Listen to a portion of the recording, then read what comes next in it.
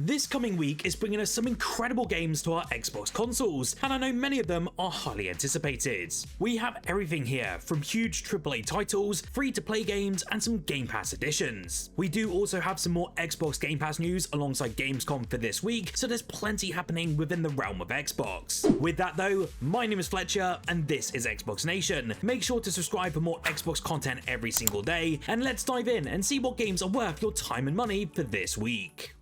First up, we have an eagerly anticipated free-to-play shooter, which is none other than Delta Force. Finally, after waiting what seems like an eternity at this point, the Battlefield-inspired FPS is coming to our Xbox consoles after a very lengthy spell over on PC. As I've already alluded to though, this game pits you in massive multiplayer battles like you expect within the Battlefield franchise, and as you can see, the game is very akin in stylization to Battlefield 2042. I will say right out the gate though, this plays a ton better than 2042, and it's kind of the game we always wanted, with the all-out warfare, immense gunplay, and tons of seasonal and weekly updates. Alongside the multiplayer though, we'll also be receiving the Black Hawk Down campaign, which is also free to play, and it's been raved about since its release, even though it does have slight difficulty in terms of its AI scaling. Still, it seems like a great package for you to dive into this week, especially as it's free to play.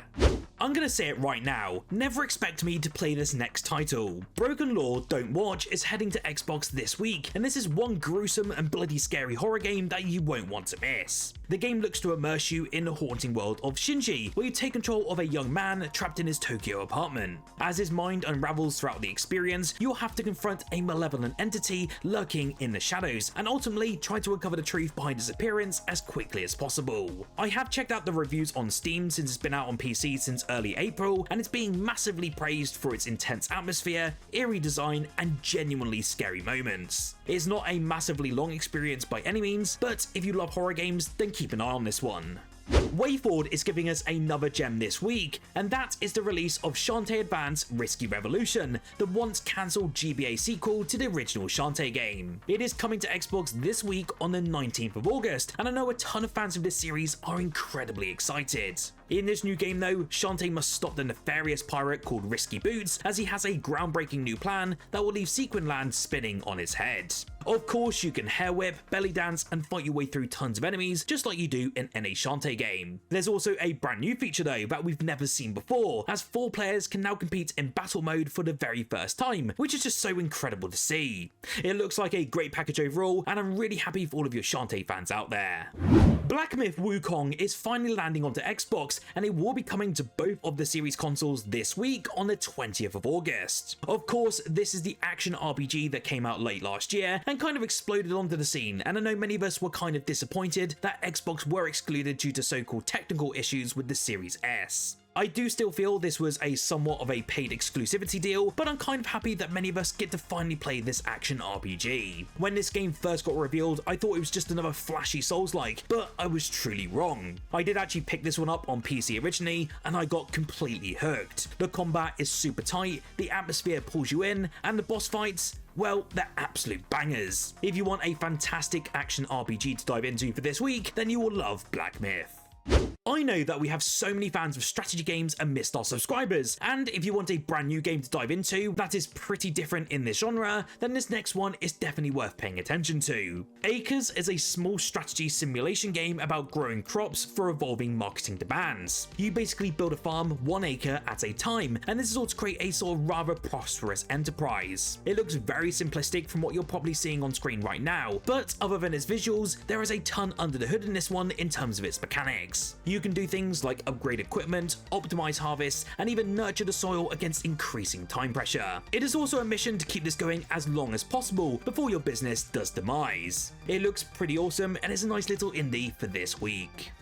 Herdling is the next game from Okamotive, the team behind Far Lone Sails and Far Changing Tides, and it's landing onto Xbox and Game Pass this week on the 21st of August. While it's quite different from its predecessors, the new game does share their peaceful, somewhat melancholy atmosphere. In Herdling though, your job is to essentially guide a herd of bovine-like creatures called calicorns as you cross a picturesque landscape. The journey won't be an entirely smooth one either, as you'll be encountering obstacles and come into contact with unusual dangers. It looks as though you'll be able able to rely on your calicorns to help get past certain puzzles and obstacles as well, such as pushing giant boulders right out the way. There's potential here, but it all depends on how it plays, so look out for this one and check out the reviews this week.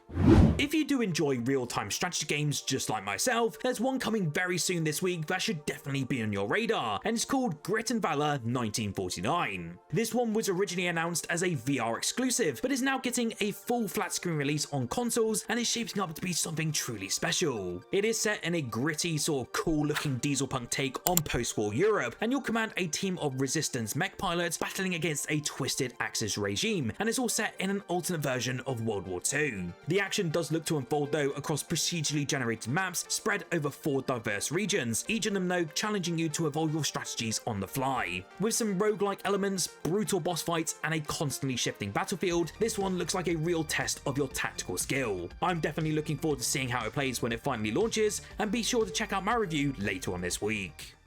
One of the games that I do want to highlight for this week is Sengoku Dynasty, and this is an open world RPG that's been out on PC for quite a while now, but is now making its Xbox Series X and S debut on the 21st of August. By all accounts, this game is very much like 2021's Medieval Dynasty, and that makes sense considering it's published by the same company, although it's developed by a relatively new studio. In Sengoku Dynasty, it'll be your job to build a life, cultivate your community, and start a dynasty. You'll be able to pick between a leader, craftsman, warrior, or monk, and then set out to craft, build, fight, and rule in what's being described as the ultimate feudal Japan experience. It is launching at a cool discounted price as well of only £20 here in the UK or $24 over in the US, so it might be worth trying out on your Xbox consoles for this week.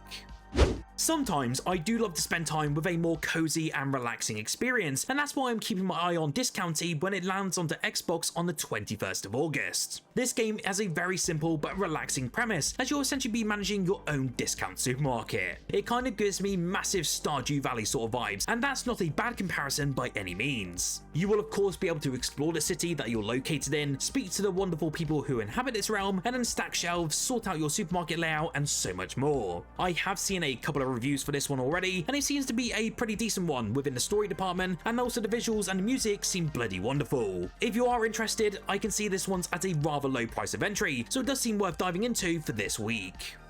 As a nice bit of news for this week, WitchSpring R is making its way to Xbox on the 22nd of August, and this is giving us Xbox gamers the chance to dive into this magical adventure of Pieberry. Along with the re-release, we will also get some free content updates titled The Followers Fall. This is essentially an epilogue DLC that adds some extra stories after the base game, new warlords, a mysterious follower's tale, and even full voice acting in Japanese and Korean. If this gem flew under your radar, many review outlets basically called this a potential Game of the Year winner for 2024, and did share how this charming title has a ton of heart. I do love seeing that we're getting more JRPGs like this on our Xbox consoles, but I would be keen to hear your thoughts on this one in the comments below. Never in a million years did I think we would see an Antarctica 88 remaster, but we are indeed receiving one this week on the 22nd of August. This game is labelled as a survival horror game, but in reality it plays more along the lines of what you kind of expect in a more action horror genre. The year in this one is 1988, and you're a guy who is part of a 4-man rescue squad in search of a Russian geological research expedition that was drilling for prehistoric minerals below the frozen tundra of the Antarctic. The team of scientists have gone radio silent, and to your gruesome discovery, it turns out that most of them have been murdered. It's a fairly average horror experience, and it's got quite a short runtime of about 2 hours. It is currently low priced due to that sort of short playtime, but it's fairly decent for what it is, but still I'd probably wait for a bit of a sale on this one. Of course, another week, another simulator, and at this rate we're getting sims for every kind of job within our world. This week we have Recycling Center Simulator, and yes, this is a business management sim that charges you with the responsibility of maintaining a recycling operation in a nondescript city. As you can probably expect by the title of this game, you'll be collecting waste, sorting, shredding and repurposing it into products, and then selling it to earn cash. From reviews over on PC, it does seem to be a rather simple game but with a pretty decent progression loop, and it seems perfect for turning your brain off and just playing whilst listening to a podcast. It's far from perfect, but with the overwhelmingly positive reviews over on Steam so far, it does look to be one of the more decent sims out on the market. In case you did miss it though, Hexen and Heretic have shadow dropped out of bloody nowhere onto Xbox and also day one onto Xbox Game Pass. For those of you who haven't played them before, both of these titles were released all the way back in the 90s, and this definitive version basically features improved performance, an enhanced soundtrack, local split screen deathmatch, and even co-op modes as well as online crossplay. It does also give us a ton of behind the scenes materials, support for in-game mods, and various other bonuses as well. As mentioned though, Heretic and Hexen is available right now, and from reviews from Digital Foundry and other review outlets, it looks like Night Dive Studios have made another gem of a remaster. So, what game are you looking forward to picking up for this week? You'll have to let me know in the comments below. Remember to smash that like button if you enjoyed, and subscribe for more Xbox content every single day. I do have to say, we have the Game Pass news incoming this Tuesday, as well as Gamescom as well, so there'll be a ton of content being released over this next week. Whilst you're here though, and if you want to stick in the realm of Xbox news, then why don't you check out the video on the screen now, as I covered the 10 things that you need to know about Gears of War Reloaded before it launches on the 26th of August.